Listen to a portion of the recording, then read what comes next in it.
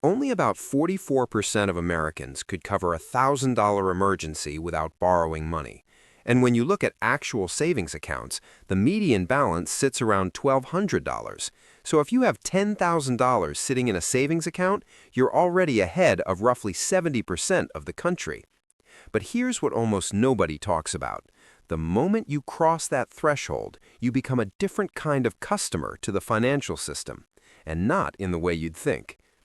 Most people assume having money saved means the bank loves you. They picture better treatment, maybe some perks, perhaps a phone call from someone offering investment advice. But what actually happens is stranger and more important than that. Because once you have real money sitting still, you become someone who needs to be managed, not served, managed. And understanding that difference is the first step to making sure your money actually works for you, instead of slowly working against you. Think about the last time you checked your savings account balance. If you're like most people, you felt one of two things, either a quiet sense of security or a nagging feeling that the number should be bigger. Both of those feelings are designed, not by you, by a system that benefits when your money stays exactly where it is, earning almost nothing, while inflation quietly eats away at what it can actually buy. The average savings account in America pays around 0.4% interest. Inflation over the past few years has averaged closer to 4%. That means every year you leave money in a typical savings account, you're losing about 3.6% to its purchasing power. On $10,000, that's $360 gone, not withdrawn, just erased by time. Now, before you think this is going to turn into some pitch about crypto or day trading or real estate seminars, take a breath. This is about something simpler and more fundamental. It's about understanding that the financial advice most people follow, the stuff that sounds responsible and safe, was designed in a different economy for a different generation. And if you follow it today without adjusting for how money actually moves now, you'll spend decades doing everything right and still end up behind. The advice sounds logical. Save 3 to 6 months of expenses. Keep it in a savings account for emergencies. Don't touch it. Build the habit of putting money away. All of that makes sense on the surface. The problem is what happens after you follow that advice. You hit your goal, let's say $10,000, and then you just stop thinking about it. The money sits. You feel good because you did what you were supposed to do. And meanwhile, the value of that money shrinks every single month. Here's the flawed assumption buried in that advice, that saving and storing are the same thing. They're not. Saving is the act of setting money aside. Storing is where you put it and what happens to it while it sits there. Most people master saving, but never think about storing. They treat their savings account like a fireproof box under the mattress, static, safe, forgotten. But money isn't static anymore. The cost of everything around it is moving. If your money isn't at least keeping pace with that movement, it's not being stored, it's being drained. This is the core insight that changes everything. Money has to match the speed of the economy it exists in. Not faster, where you're taking risks you can't afford. Not slower, where it falls behind. Right at the speed where it holds its value and maybe grows just enough to stay ahead of the erosion. That's not about getting rich, it's about not getting poor in slow motion. Once you understand that, the question stops being, how much should I save, and starts being, where should my savings live so they don't disappear while I'm not looking? And that question has a very different answer depending on what the money is for. This is where most advice falls apart. It treats all savings the same. Emergency fund, vacation fund, down payment fund, retirement, all of it gets dumped into one account because it feels simpler. But different goals have different timelines, and different timelines need different tools.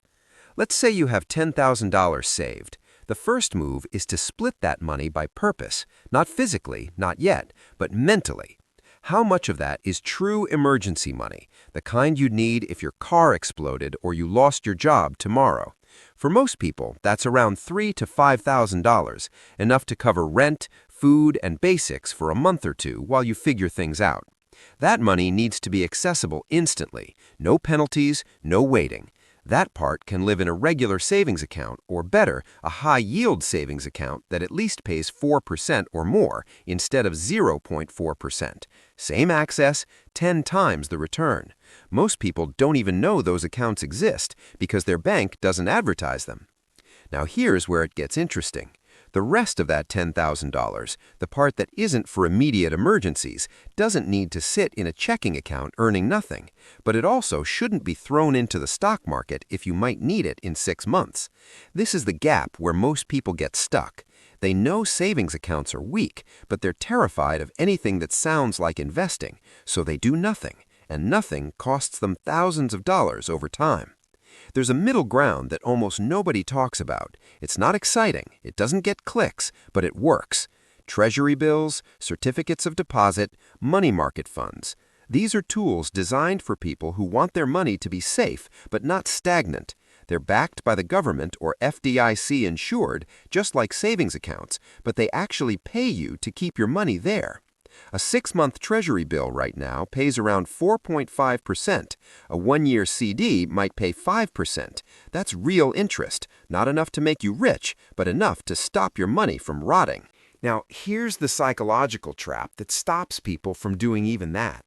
It feels too simple. There's no drama, no story, no moment where you outsmarted the system. You just put money in and wait. And waiting feels like nothing. So people convince themselves there must be a better way, a faster way, a smarter way. And they spend years looking for it, trying different things, getting burned, starting over. And the whole time, the boring, simple method would have quietly built wealth in the background. The people who win with money aren't the ones who find the perfect strategy. They're the ones who find a decent strategy and stick with it long enough for time to do the work. That's it. That's the whole game. But it's almost impossible to sell that idea because it doesn't feel like enough. It doesn't feel like you're doing something. And in a world where everyone's trying to optimize everything, doing something simple and repeatable feels like you're missing out. You're not. You're just refusing to waste energy on things that don't matter. The difference between a high-yield savings account at 4.5% and a regular one at 0.4% matters. The difference between investing in a low-cost index fund and trying to pick individual stocks doesn't matter for most people. It just adds risk and stress without adding returns.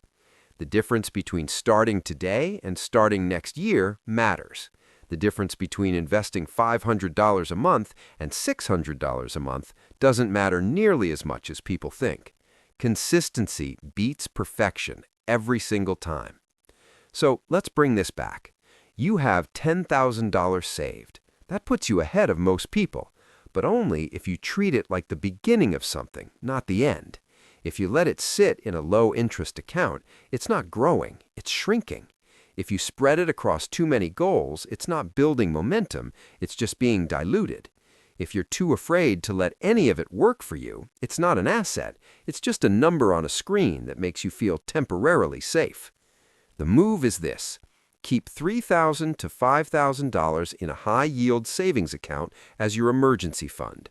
Take the rest and split it between short-term and medium-term growth. Put some in a CD or Treasury bill if you'll need it in the next year or two. Put some in a brokerage account if you won't need it for 5 years or more. Don't overthink it. Don't wait for the perfect moment. Don't try to time the market or find the hidden opportunity. Just move the money from where it's dying to where it can at least breathe. And then, once that's done, shift your focus. Stop obsessing over the balance. Start obsessing over the flow. How much are you adding every month? Is it automatic? Is it consistent? Because $10,000 that just sits will be worth less in 10 years, but $10,000 that gets $300 added to it every month in an account that grows at 7% a year will be worth over $70,000 in 10 years. That's not magic, that's just math, and the math doesn't care how you feel about it. Here's the last thing. The reason most people never do this isn't because they don't understand it, it's because they don't feel like they deserve it. Somewhere along the way, they got the message that money stuff is for other people, people who are smarter, luckier, more disciplined, people who started earlier. And so they treat their own money like it's not worth protecting, not worth growing, not worth paying attention to. That's the real problem, not the interest rate on your savings account, not the fact that you didn't start investing in your 20s. The problem is the belief that you're already too far behind for any of this to matter. You're not. The best time to start was 10 years ago. The second best time is right now. Not tomorrow, not after you read one more article or watch one more video. Now. Because here's what happens if you don't. Time keeps moving. Inflation keeps moving. The cost of housing keeps moving, and your $10,000 just sits there, slowly losing the race. And 5 years from now, you'll wish you had started today. So start today. Move the money, set up the accounts, automate the deposits, and then let time do what time does. It's not exciting, but it works, and working is better than wishing. Here's the next part most people miss. Let's say you do this. You move your money somewhere that actually keeps up with inflation. You're not losing ground anymore. That's huge. But now what? Because the goal isn't just to not lose. The goal is to build. And building with money doesn't mean what most people think it means. There's this idea that once you have $10,000 saved, the next step is to invest it all in index funds and let it grow for 30 years. That advice works if you're 25 and won't need the money until you're 55. But if you're 35 and trying to save for a house, or 45 and worried about your kids' college, or 50 and realizing retirement isn't some distant concept anymore, that advice doesn't fit. You can't lock everything away for decades. You need money to work on different timelines. This is where the concept of layering comes in. You don't put all your savings in one place, working toward one goal. You build layers. The bottom layer is immediate access, cash for emergencies. The second layer is short-term growth, money in CDs or Treasury bills or high-yield savings that you'll need in 1 to 3 years. The third layer is medium-term growth, money in a brokerage account or a Roth IRA that you won't touch for 5 to 10 years. And the fourth layer is long-term growth, retirement accounts that you're not touching for 20 or 30 years. Most people try to build all 4 layers at once and end up building none of them well.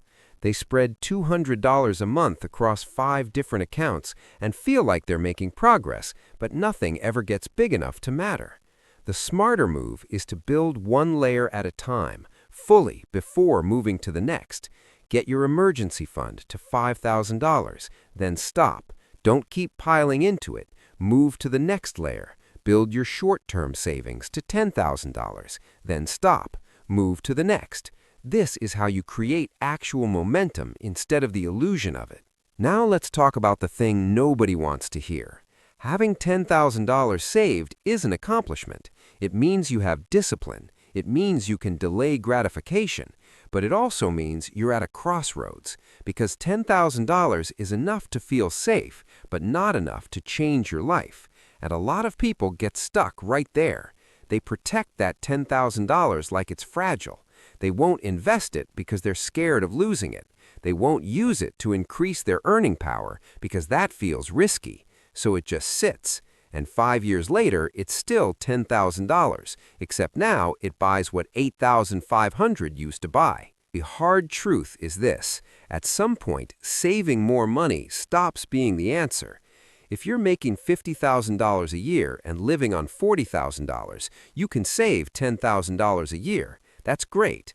But if your goal is to buy a house that costs $300,000, saving alone will take you 30 years. You can't save your way to that goal. You have to earn your way there. And that means the $10,000 you have saved might be better used as a tool to increase your income than as a pile of cash that just sits. Maybe that means paying for a certification that gets you a raise. Maybe it means starting a side project that could grow into something bigger. Maybe it means moving to a city where your skills are worth more. Those are all risks, but so is doing nothing. The risk of staying still is just slower and harder to see. Here's where people start to push back. But what if it doesn't work? What if I spend that money and it doesn't lead anywhere? That's a real fear, and it's valid. But ask yourself this: What if you don't spend it and 5 years later you're in the exact same place, just older and more frustrated? Both paths have risk. One path keeps you where you are. The other path gives you a chance to move. The key is not betting everything on one move. It's using a small portion of your savings, maybe $1,000 or $2,000, to test something, to learn a skill, to build a proof of concept, to see if an idea has legs.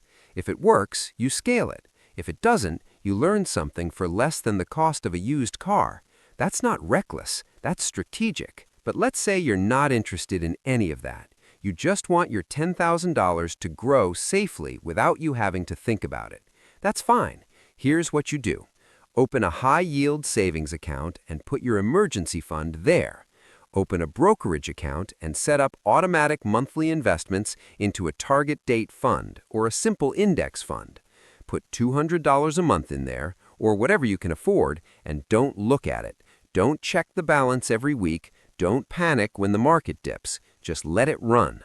Over 10 years, if the market does what it's historically done, that money will grow by an average of 7 to 10% a year. Not every year. Some years it'll drop, some years it'll spike, but over time it trends up. That's the most boring, least exciting advice you'll ever hear. And it works. Not because it's clever, not because it's some secret, but because it matches the speed of the economy. It keeps your money moving at the same speed as inflation and growth, so you're not falling behind.